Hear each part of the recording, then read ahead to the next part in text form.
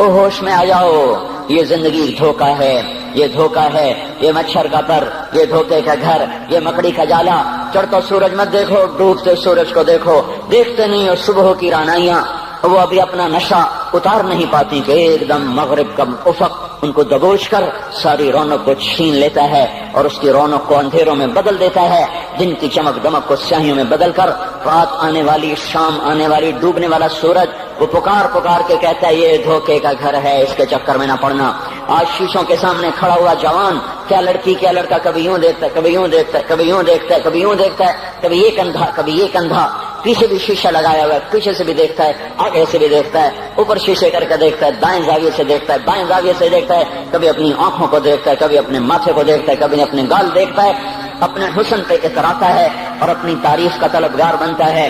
چند صبحیں چند شامیں، بس چند صبحیں چند شامیں، پھر کیا ہوا؟ دیکھو دیکھو آج مکڑیاں آ گئیں، بڑھاپے کی مکڑیاں آ گئیں اور انہوں نے بڑھاپے کی جھریوں کا تانا بانا گن دیا ہے۔ اب اسے کہتے ہیں شیشہ دیکھو، کہتا میں نہیں دیکھتا۔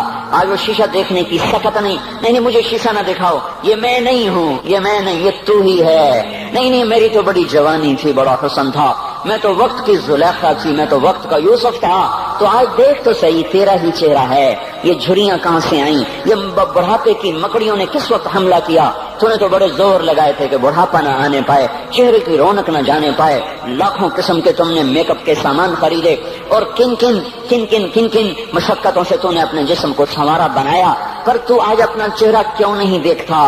آج نظریں وہ نظریں ہرنی جیسی آنکھ، اس کی تو ہرنی جیسی آنکھ، آج وہ آنکھ کا پپوٹا ہی نہیں اٹھ رہا، آنکھ اٹھنے سے انکار کر رہی ہے، آنکھ اٹھنے سے انکار کر رہی ہے، اور اس کی تو بڑی ناز و انداز والی چال ہے، اور آج اس سے قدم نہیں اٹھائے جا رہے، آج اس کو ویل چیئر پہ بٹھایا جا رہا ہے۔ وہ مجھے نصر اللہ بٹ ملا، پہلے فلموں میں کام کرتا تھا، اب تو ماشاءاللہ 3 چلے لگے، بڑی داڑھی، تو یہ اس زمانے میں، ہمارے زمانے میں فلموں میں کام کرتا تھا، تو کہنے لگا میں 3 من کی بوری کو یوں اٹھا کے پھینک دیتا، 2 انگلیوں میں پکڑ کے یوں اٹھا کے پھینک دیتا تھا، آج مجھ سے خود زمین سے اوپر اٹھا نہیں جا رہا ہے۔ ہاں یہ میرے بھائیو، آنے والی صبح اور شامیں وہ اپنے چہرے ہمیں اوپرے نظر آتے، نہیں میں نہیں، تو ہی ہے۔ میری جوانی کہاں گئی؟ اسے دنیا کھا گئی۔ میری رونقیں کہاں گئی؟ اسے دنیا لے گئی۔ میرا حسن کہاں چلا گیا؟ وہ شام کے ساتھ ڈھل گیا۔ میری جوانی کہاں چلی گئی؟ وہ ڈھل گئی رات کے ساتھ، شام کے ساتھ۔ یہاں کا ہر پھول کھلنے نہیں پاتا کہ وہ مرجھا جاتا ہے، بہار آنے نہیں پاتی کہ خزاں کے تھپیڑے اس سے دھکا دے کر درختوں کو ننگا کر دیتے ہیں، مسکراہٹیں آ نہیں پاتی کہ آنسوؤں کی رم جھم برسات شروع ہو جاتی ہے، خوشیاں آنگن میں قدم پہلے رکھتی ہیں اور غم آ کر اس کو دھکا دے کے وہ جا کے پھینکتے ہیں۔ ان کا آنا بعد میں ہوتا ہے، غم پہلے سے آ کر ایک مار کے اٹھا کے وہ پھینکتا ہے۔ کہیں شادیوں کے نغمے نہ سنا کرو، جاؤ رونے والیوں کے نوحے سنو، ناچنے والیوں کے گانے نہ سنو، بین کرنے والیاں ان ماؤں کے بین سنو جن کے جوان لال ان کی آنکھوں کے سامنے میت بن کے پڑے ہوتے ہیں، ان عورتوں کے نوحے سنو جن کے جوان خامن ان کے سامنے چھوٹے بچے چھوڑ کے جا کر قبر کے کا سفر شروع کر رہے ہوتے ہیں، ان باپوں کے جا کر ان کی غم گیز داستانیں سنو میرے بھائیو، جو خود کہتے تھے یا اللہ مجھے موت دے دے، وہ بیٹھا سسک رہا ہے اور جوان بچہ کندھوں پہ اٹھا کر وہ قبر میں لے جایا جا رہا ہے۔ یہاں کے راگ نہ سننا، دھوکہ کھا جاؤ گے، یہاں کے ہوٹلوں میں نہ جانا، وہ سب دھوکہ فریب ہے، مسکراہٹیں دھوکہ ہیں، اور یہاں کے ہوٹل وہ ایمان کو برباد کرنے کے اڈے ہیں، وہاں نہ جانا، وہاں ہر چیز مصنوعی ہے۔ لوٹ کے قبرستان جانا، شکستہ قبریں، ویران قبرستان، ٹوٹی ہوئی قبریں، اکھڑی ہوئی قبریں اور جھکی ہوئی قبریں، بوسیدہ قبریں، دھسی ہوئی قبریں، ہائے ہائے، ایک قبر کہے گی میں بھی کبھی کسی کا سر پر غرور تھا۔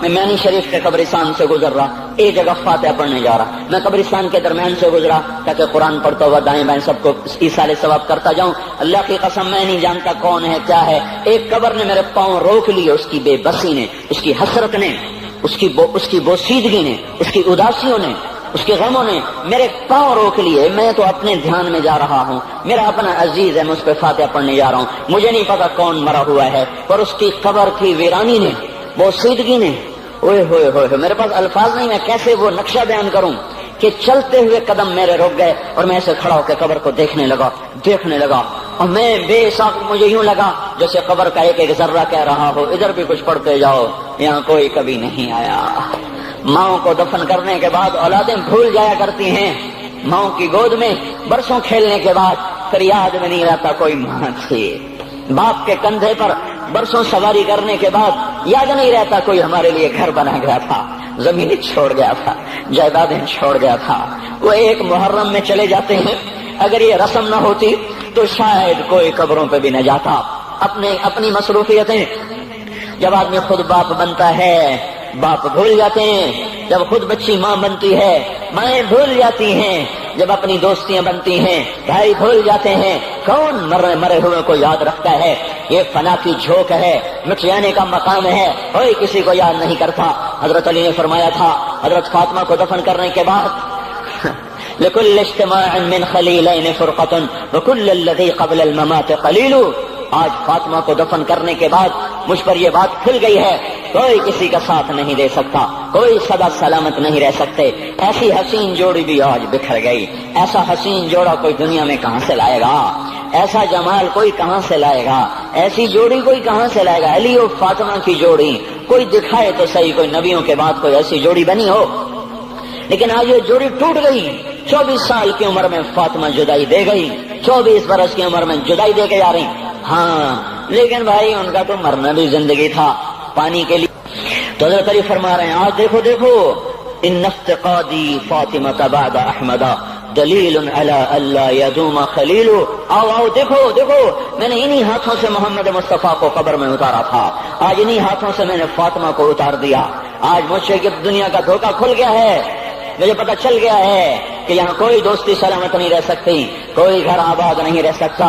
کل بیت وإن طالت سلامتها یوم ستدركها النكباء والحباب۔ او میرے بھائیو، کوئی گھر کتنا آباد رہے سلامت رہے، ایک دن آتا ہے کہ مکڑی کے جالوں کے سوا وہاں کچھ نہیں ہوتا، ہواؤں کی سنسناہٹ کے سوا وہاں کچھ نہیں ہوتا۔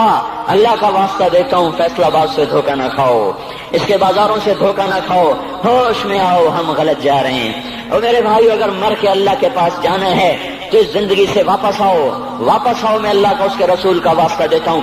اگر مر کے کہیں اور چلے جانا ہے، اگر مر کے اللہ کے پاس نہیں جانا یا اللہ کے رسول کا سامنا نہیں ہے، جو مرضی کرو، پھر ہم بھی چھوڑیں، اب ہمیں بھی کچھ سمجھاؤ۔ ہم کیوں بول بول کے گلے کی ایک ایک رگ میں درد اتار بیٹھے؟ گھر چھوڑ چھوڑ چھوڑ چھوڑ، سارا وجود ہڈیوں میں درد اتر گیا ہے، تو کچھ ہمیں بھی راستہ بتاؤ کہ یہ راستہ ہے، اس پہ موج میلہ بھی ہوگا، اللہ بھی نہیں ملے گا۔ آؤ ہم سب تم پھر ہم بھی مل کر تمہارا ساتھ دیں۔ ہم کیوں ایسے کھاری اٹھائے ہوئے در در کی ٹھوکریں کھاتے پھر رہے ہیں؟ میرے بھائیو، اور اگر ایسا کوئی راستہ نہیں ہے، اور میں بتا رہا ہوں کوئی نہیں ہے، کوئی نہیں ہے، کوئی نہیں ہے، میرے پاس کوئی مضمون نہیں بیان کرنے کو۔ میں یہ نوجوانوں کو دیکھتا ہوں، میرے بند ٹوٹ جاتے ہیں، میں دیوانہ ہو جاتا ہوں کہ میں ان کے کیسے دلوں میں اتر کر ان کے دلوں کی لگاموں کو اللہ کی طرف پھیر دوں اور اس کے رسول کی طرف پھیر دوں۔ یہ جب گانے بجانے میں ڈوبتے ہیں، جب یہ رقص گاہوں کو چلتے ہیں، جب یہ تاجر غلط تولتے ہیں، اور جب یہ بینک سے قرضے لے کر لمبے لمبے نظام بناتے ہیں، پرائز بانڈ خرید کر دعائیں مانگتے ہیں، اللہ میرا بانڈ نکل آئے۔ او میرا بھائی، تجھے کیا ہو گیا؟ تو جوئے پر دعائیں کر رہا ہے کہ یا اللہ میرا بانڈ نکال دے۔ میں کیسے ہوش میں لاؤں؟ میں تو خود مدہوش ہو چکا ہوں۔ میں تو صدمے جیسے آدمی کو پاگل کر دیتے ہیں، دیوانہ کر دیتے ہیں۔ وہ دیوانگی کی کیفیت ہے کہ کوئی سنتا ہی نہیں، کوئی مانتا ہی نہیں، 4 دن کے تھوڑی دیر کے لیے ہائے ہائے کرتے ہیں، پھر وہی ڈگر، وہی راہیں، وہی غفلت، وہی صبحیں، وہی شامیں۔ کہاں سے کوئی آئے گا؟ کون سی آواز آئے گی؟ کوئی قیامت کے کڑکا کو سننا چاہتے ہو؟ کیا آسمان کے دھماکے سن کے توبہ کرنا چاہتے ہو؟ کیا آسمان کی بجلیوں کو کوندتا دیکھ کر پھر توبہ کرو گے؟ یا زمین کے کلیجے کو پھٹتا دیکھ کر پھر توبہ کرو گے؟ یا سمندر کی بفری موجوں کو چڑھتا دیکھ کر پھر توبہ کرو گے؟ یا ہواؤں کے جھکڑ بگولوں کو دیکھ کر پھر توبہ کرو گے؟ نہیں نہیں، پھر توبہ کا وقت نکل جاتا ہے، ابھی وقت ہے، ابھی ہم لوٹ آئیں، آ جائیں۔ قبروں کی وہ سیدگی یاد کرو، قبروں کے اندھیرے یاد کرو۔ اور میں آپ کو سنا رہا تھا، اس قبر نے مجھے روک لیا، اس کی ایک ایک مٹی کے ذرے نے مجھے کہا کچھ ادھر پڑھ دو، یہاں کوئی نہیں آیا۔ ہاں کوئی نہیں آیا کرتا، کوئی نہیں آیا کرتا۔ یہاں علی فاطمہ جدا ہو گئے، باقی کون ہمیشہ رہ سکتا ہے؟ اور جب جدائیاں ہوتی ہیں پھر کیا ہوتا ہے؟ کأن لم تکن بینی وبینک خلۃ ولا حسن ود مرۃ فی التبادل۔ پھر ایسا ہوتا ہے جب جدائیاں ہو جاتی ہیں پھر یوں ہوتا ہے کہ جیسے کبھی کوئی آیا ہی نہ تھا، کوئی مل بیٹھا ہی نہ تھا، کوئی ماں نہ تھی، کوئی باپ نہ تھا، کوئی بھائی نہ تھا، کوئی سنگی نہ تھا، کوئی ساتھی نہ تھا۔ اس طرح انسان بھلا دیتا ہے اپنے جھمیلوں میں گم ہو کر، ہنسی مذاق میں گم ہو کر۔ میں اس قبر میں کھڑا پڑھتا جا رہا ہوں، پڑھتا جا رہا ہوں، پڑھتا جا رہا ہوں، اس کا کتبہ ٹیڑھا ہو چکا ہے زمانے کی گردش نے اور ماضی کے بے رحم گردش نے اس کے سارے کتبے کو کالا کر دیا تھا۔ مجھے تجسس ہوا، میں دیکھوں یہ ہے کون جس کی قبر نے مجھ جیسے اجنبی کو رونے پہ مجبور کر دیا اور مجھے کھڑا کر دیا۔ میں قریب ہوا، میں نے جھاڑا تو پر لکھا ہوا تھا اللہ اکبر، رستم ہند امام بخش۔ رستم ہند، جس کے لیے مہاراج قالین بچھاتے تھے، جس کو ہاتھیوں پہ سوار کروا کے لایا جاتا تھا، جس کے آگے پیچھے ڈھول بجتے تھے، اور جیسے آج کل یہ کرکٹ کے کھلاڑیوں کے آگے پیچھے خلقت ہوتی ہے، یہ وہ دور تھا جب پہلوانوں کے آگے پیچھے خلقت ہوتی تھی۔ آج اس کی خبر ویران ہو کر کہہ رہی ہے کوئی ادھر بھی تو پڑھ کے جب چلتا جائے، کوئی یہاں بھی تو کچھ تحفہ دیتا جائے۔ میرے محترم بھائیو، جب موت آئے گی تو کوئی اولاد یاد نہ کرے گی۔